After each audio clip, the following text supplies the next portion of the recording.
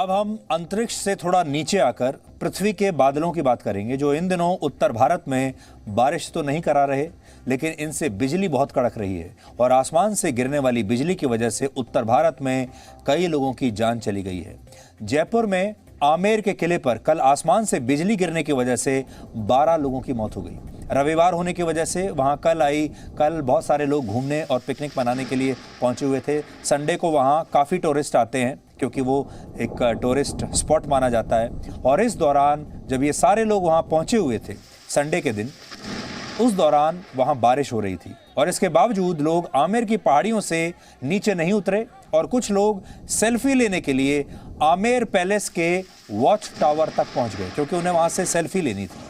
और ये लोग जब बारिश और आसमान में बिजली कड़कने के साथ अपनी सेल्फी ले रहे थे, उसी समय आसमान से बिजली नीचे गिरी और इस वॉच टावर पर चढ़े 12 लोगों की जान चली गई। यानी सेल्फी लेने के चक्कर में इन लोगों ने खतरे को हल्के में ले लिया और इनकी जान चली गई। और ये पूरा वाकया कितना खतरनाक था, इसे आप इस वीडियो से समझिए।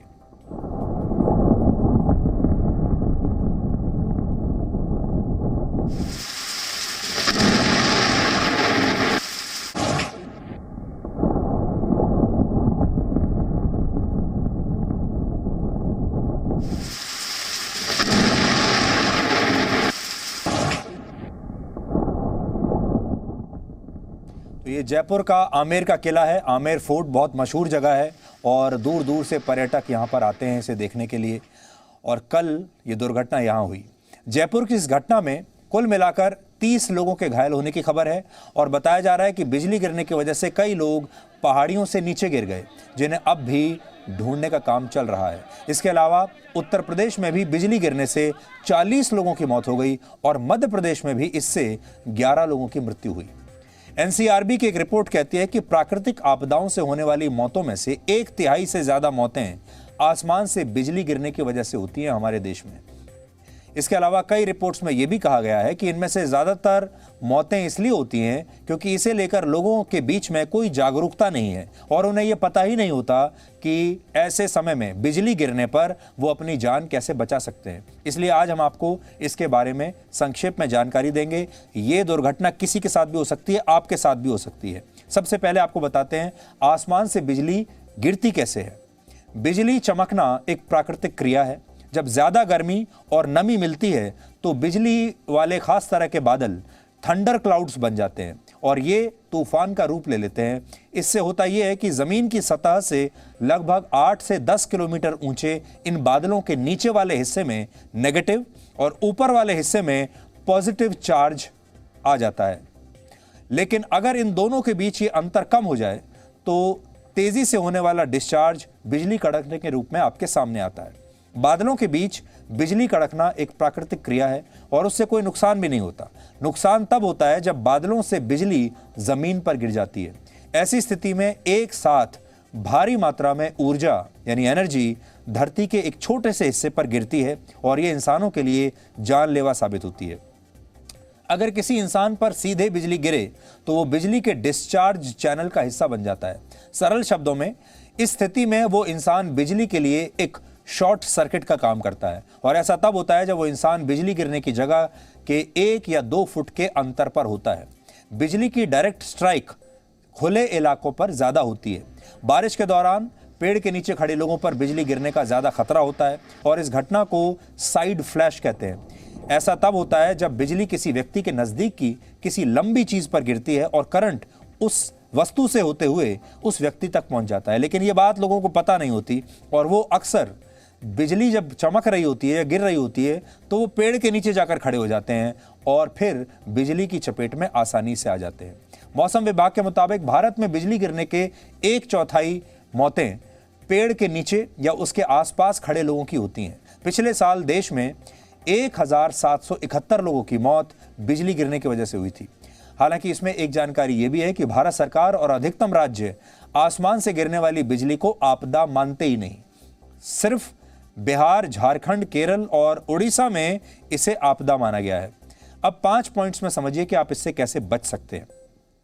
पहला, बारिश के दौरान अपने घरों के टीवी, रेडियो, कंप्यूटर्स जैसे उपकरणों के पावर प्लग आपको निकाल देने चाहिए। जो भी आपके पास इलेक्ट्रॉनिक का सामान है उसके पावर प्लग निकाल दीजिए।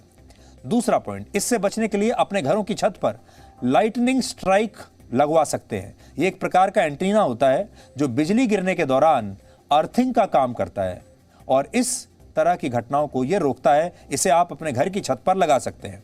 तीसरा पॉइंट, आसमान में बिजली कड़कड़ाते समय मोबाइल फोन का इस्तेमाल ना करें। चौथा, नंगे पैर फर्श या जमीन पर ना चलें। और पांचवा पॉइंट, गलती से भी बारिश के दौरान जब बिजली गिरने की स्थिति पैदा हो तो पेड़ के नीचे और खुले मैदान में कभी भी खड़े ना हो। आज जब मौसम की बात हो रही है तो आपको हिमाचल प्रदेश के धर्मशाला से आई ये तस्वीरें भी देखनी चाहिए, जहां बादल फटने से बाढ़ जैसे बन गए हालात और कई मकानों को भी इससे बहुत नुकसान हुआ है।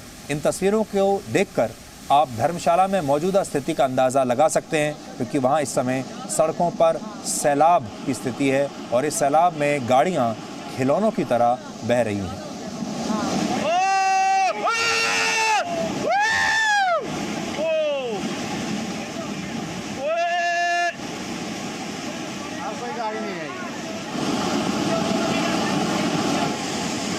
वो बच गए बंदे।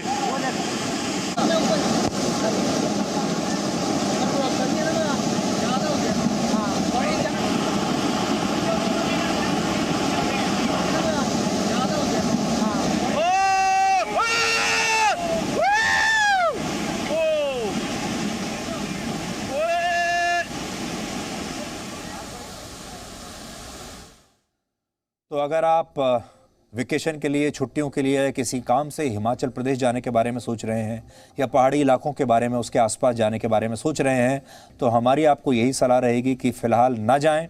और अगर आपको बहुत ज़रूरी काम है ही, वैसे तो कोविड के समय में बिना काम के आपको जाना ही नहीं चाहिए, लेकिन अगर आपको बहुत ज़रूरी काम से जाना ही है तो सबसे पहले मौसम की प्रेडिक्शन देख कर जाइए कि आने वाले एक हफ्ते में वहाँ कैसा मौसम रहने वाला है। लेकिन अगर हम प्रेडिक्शन की बात करें मौसम की, तो आजकल उस पर भी विश्वास नहीं किया जा सकता। उत्तर भारत में बिजली तो गिर रही है लेकिन बारिश नहीं हो रही। अगर आप भी उत्तर भारत में रहते हैं तो संभव है आप भी पिछले कुछ दिनों से लगातार इस बात का इंतज़ार कर रहे होंगे कि बारिश हो तो चाय पकौड़ों का आनंद लिया जाए, और आप बैठे होंगे कि जिस दिन बारिश होगी उस दिन पकौड़े ज़रूर खाएंगे। लेकिन अफसोस, मौसम विभाग द्वारा बार बार भविष्यवाणी के बावजूद उत्तर भारत के ज़्यादातर इलाकों में अभी तक मानसून की पहली बारिश भी नहीं हुई है। ऐसा लग रहा है कि चाय पकौड़ों वाले सपने को मौसम की नज़र लग गई है और अब लोग गलत भविष्यवाणी के लिए मौसम विभाग को ही कोस रहे हैं। लेकिन मौसम की भविष्यवाणी चाय पकौड़े बना लेने जितनी आसान नहीं है। फिर भी आज हम आपको आसान भाषा में ये समझाएंगे कि उत्तर भारत का मौसम कितना बेईमान है, या फिर मौसम विभाग के अनुमानों में इस बार इतनी गड़बड़ क्यों हो रही है।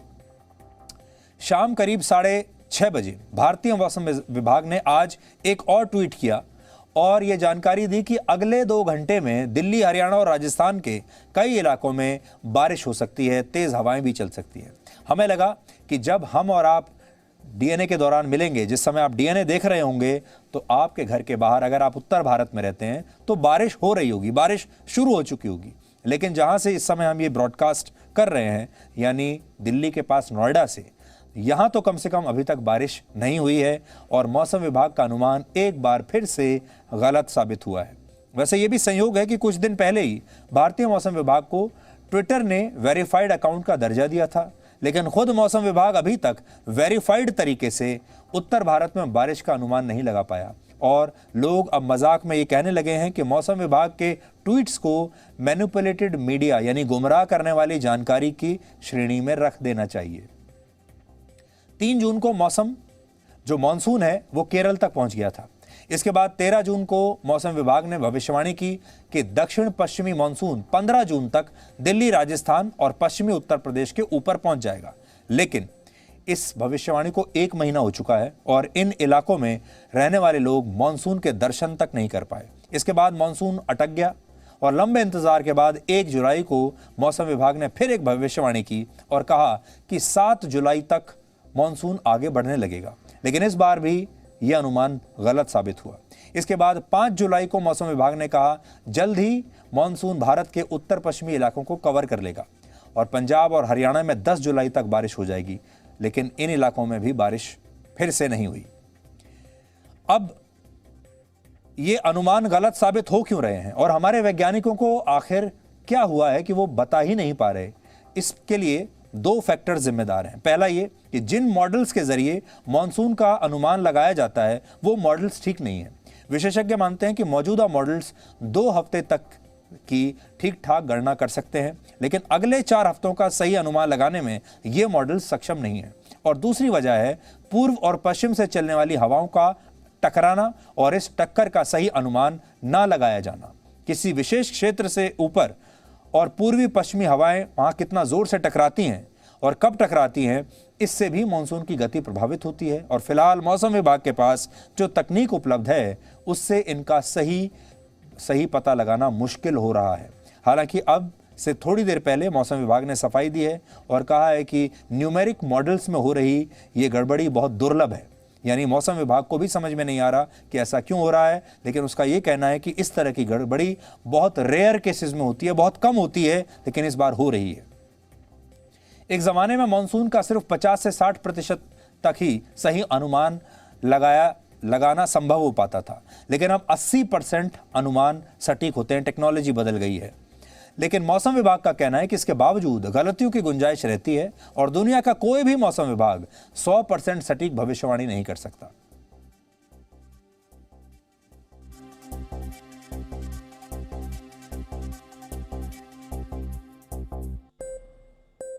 तो अब हम उम्मीद करते हैं कि ये जो आज की भविष्यवाणी आई है मौसम विभाग की, अगर ये सही होगी तो लोगों को गर्मी से तो राहत मिलेगी ही, लेकिन हमारे जो किसान भाई हैं जिन पर मानसून का सीधा असर पड़ता है वो भी काफ़ी प्रभावित हो रहे हैं। इसलिए वो भी राहत की सांस लेंगे और वो भी अपनी प्लानिंग ठीक से कर पाएंगे।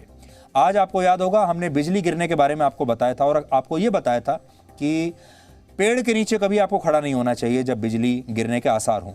एक वीडियो अभी हम आपको दिखाना चाहते हैं आखिर में। इस वीडियो में देखिए लोगों ने वही गलती की जो उन्हें नहीं करनी चाहिए थी। यहां देखिए इस लाल सर्कल के अंदर लोग पेड़ के नीचे खड़े हैं बचने के लिए और असल में यही इनकी मृत्यु का कारण बना। ये देखिए यहां खुले में लोग हैं, पेड़ के नीचे खड़े हो गए और इसके बाद इनके ऊपर अभी बिजली गिरेगी और वो आप देख पाएंगे।